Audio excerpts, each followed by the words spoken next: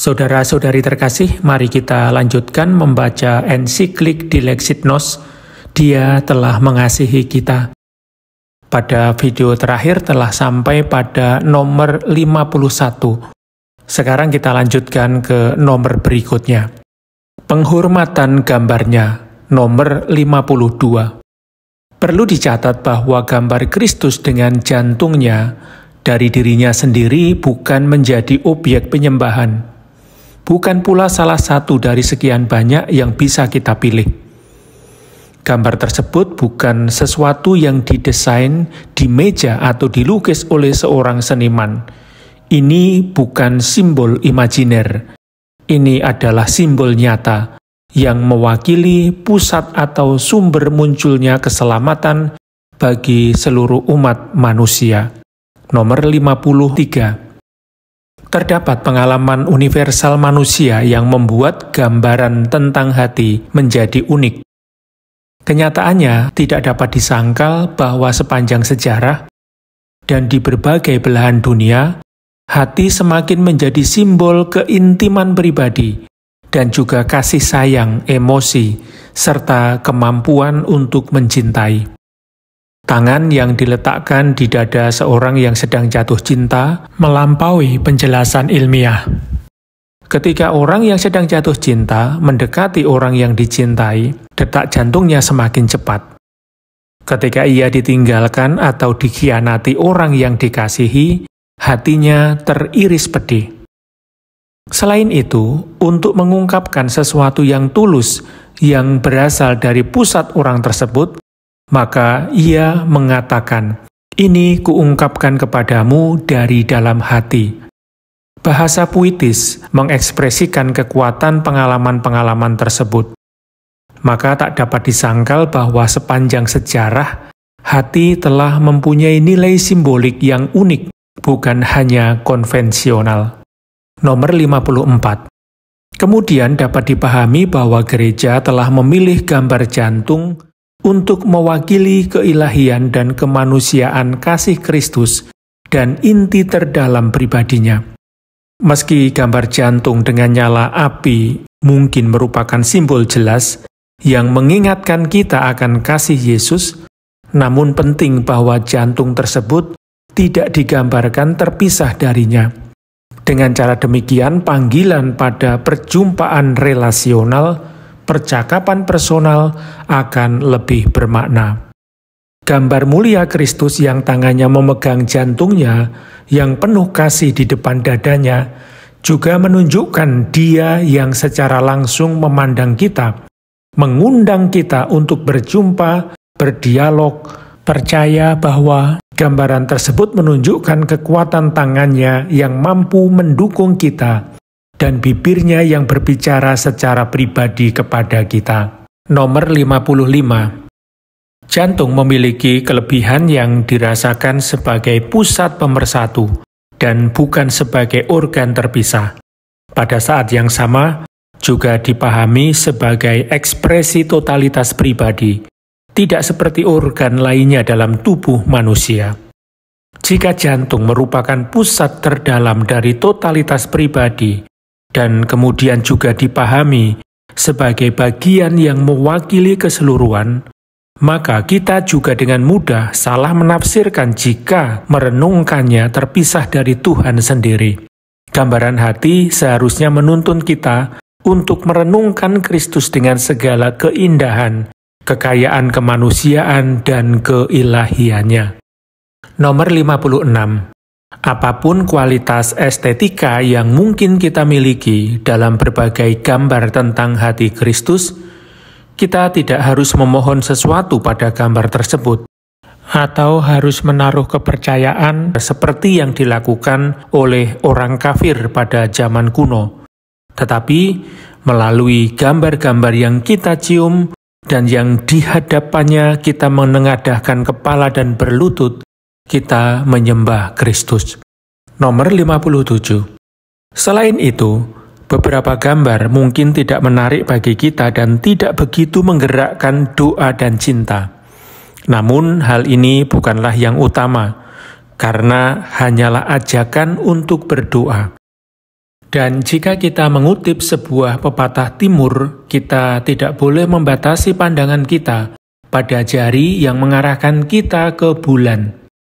Meskipun Ekaristi adalah kehadiran nyata yang harus disembah, gambar-gambar suci, meskipun diberkati, menunjukkan lebih dari sekedar kehadirannya, mengundang kita untuk mengangkat hati kita dan menyatukannya dengan hati Kristus yang hidup. Oleh karena itu, gambar yang kita hormati berfungsi sebagai panggilan untuk memberikan ruang bagi perjumpaan dengan Kristus, dan untuk menyembah Dia dengan cara apapun yang kita ingin gambarkan tentang Dia. Dengan memandang gambar tersebut, kita berdiri di hadapan Kristus, dan di hadapannya cinta terpaku memandang misteri dan menikmatinya dalam keheningan. Nomor 58. Pada saat yang sama, kita tidak boleh lupa bahwa gambar jantung berbicara kepada kita tentang kedagingan dan realitas duniawi. Dengan cara demikian mengarahkan kita kepada Tuhan yang ingin menjadi salah satu di antara kita, menjadi bagian dari sejarah kita, dan pendamping dalam perjalanan kita di dunia. Bentuk devosi yang lebih abstrak atau estetik belum tentu lebih setia pada Injil. Karena dalam tanda yang jelas dan nyata ini, kita melihat bagaimana Tuhan ingin menyatakan dirinya dan menjadi dekat dengan kita. Kasih yang nyata. Nomor 59. Di sisi lain, cinta dan hati manusia tidak selalu sejalan, karena kebencian, ketidakpedulian, dan keegoisan yang dapat menguasai hati kita. Namun, kita tidak bisa mencapai kepuasan sebagai manusia, kecuali kita membuka hati kepada orang lain. Hanya melalui cinta, kita menjadi diri kita sendiri sepenuhnya. Bagian terdalam dari diri kita yang diciptakan untuk cinta, hanya akan memenuhi rencana Tuhan jika kita belajar untuk mencintai. Dan hati adalah simbol cinta itu. Nomor 60. Putra Allah yang kekal, yang melampaui kita tanpa batas, memilih untuk mengasihi kita masing-masing dengan hati manusiawi. Perasaan manusiawinya menjadi sakramen cinta yang tak terbatas dan tak berkesudahan. Maka hatinya bukan sekedar simbol fisik yang mengekspresikan kenyataan rohani atau terpisah dari materi. Ketika kita memandang hati Tuhan, kita merenungkan realitas fisik, daging manusianya, yang memungkinkan dia memiliki emosi dan perasaan manusiawi sejati. Seperti kita, meskipun diubah oleh kasih ilahinya. Devosi kita harus sampai pada kasih yang tak terbatas dari pribadi Putra Allah. Namun kita harus ingat bahwa kasih ilahinya tidak bisa dipisahkan dari kasih manusiawinya. Gambar jantungnya membantu kita melakukannya dengan tepat. Nomor 61. Jika hari ini hati dilihat dalam pemikiran populer sebagai pusat afektif setiap umat manusia, maka hati tetap menjadi sarana terbaik untuk menandakan kasih ilahi Kristus yang bersatu selamanya dan tak terpisahkan dengan kasih kemanusiaannya yang utuh. Pius ke-12 mencermati bahwa Injil ketika mengacu pada kasih hati Kristus berbicara tidak hanya tentang kasih ilahi, tetapi juga kasih manusiawi. Memang benar, hati Yesus Kristus yang secara hipostatis dipersatukan dengan pribadi ilahi Sang Sabda tidak diragukan lagi berdenyut dengan cinta dan ungkapan-ungkapan afeksi manusiawi. Nomor 62.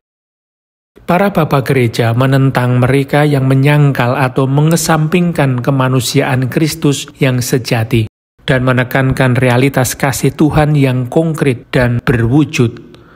Santo Basilius menekankan bahwa inkarnasi Allah bukanlah suatu khayalan dan bahwa Allah memiliki kasih manusiawi kita. Santo Yohanes Chrysostomus merujuk pada sebuah contoh. Seandainya dia tidak memiliki kodrat kita, dia tidak akan mengalami kesedihan dari waktu ke waktu. Santo Ambrosius menyatakan bahwa dalam mengambil suatu jiwa, dia mengambil hasrat dari jiwa tersebut. Bagi Santo Agustinus, kasih sayang kemanusiaan kita yang Kristus miliki kini terbuka pada kehidupan rahmat. Tuhan Yesus menerima afeksi kelemahan manusiawi kita, sebagaimana Dia lakukan pada kelemahan manusiawi kita, bukan karena kebutuhan, tetapi secara sadar dan dengan bebas. Jangan sampai siapapun yang berduka dan menderita di tengah cobaan hidup menganggap dirinya terpisah dari rahmat-Nya. Terakhir, Santo Yohanes dari Damaskus memandang kasih sayang sejati yang ditunjukkan Kristus dalam kemanusiaannya sebagai bukti bahwa Dia mengambil kodrat kita secara keseluruhan untuk menebus dan mengubahnya secara keseluruhan. Kristus kemudian mengambil semua yang merupakan bagian dari kodrat manusia agar semuanya disucikan. Nomor 63. Di sini kita dapat mengambil manfaat dari pemikiran seorang teolog yang menyatakan bahwa karena pengaruh pemikiran Yunani, teologi telah lama menempatkan tubuh dan perasaan ke dalam dunia pramanusia atau submanusia atau berpotensi tidak manusiawi. Namun, apa yang tak terselesaikan oleh teologi secara teori, diselesaikan oleh spiritualitas dalam praktek. Konkretnya, spiritualitas bersama dengan kesalehan populer menjaga relasi dengan realitas jasmani, psikologis, dan historis Yesus, jalan salib, devosi pada luka-luka Kristus, hati kudus dan darahnya yang berharga, dan berbagai devosi ekaristi. Semuanya menjembatani kesenjangan dalam teologi dengan memupuk hati dan imajinasi kita, cinta kita yang lembut kepada Kristus, kenangan dan harapan kita, serta keinginan dan perasaan kita. Sementara akal dan logika mengambil arah lain.